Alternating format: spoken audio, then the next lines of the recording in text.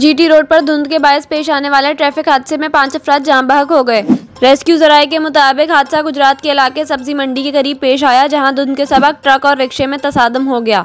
Rescue के मुताबिक वाक़े की इत्तला मिलते ही एहलकार मौके पर पहुंच गए और लाशों को अस्पताल मुंतकिल किया गया। हादसे में 5 अफराद जान बहक हुए हैं। वज़ीर आला पंजाब चौधरी परवेज़ इलाही और गवर्नर पंजाब बलीगुर रहमान ने गुजरात के करीब हादसे में होने वाली अमवात पर अफसोस और ताज़ियत का इजहार किया है, जबकि वज़ीर आला पंजाब ने जिम्मेदार ड्राइवर के खिलाफ कानूनी कार्रवाई का हुक्म दे दिया है। दूसरी जानिब धुंध के बायस कालाशाह काकू के करीब ट्रैफिक हादसा हुआ है, जिसके नतीजे में 6 गाड़ियां टकरा गईं।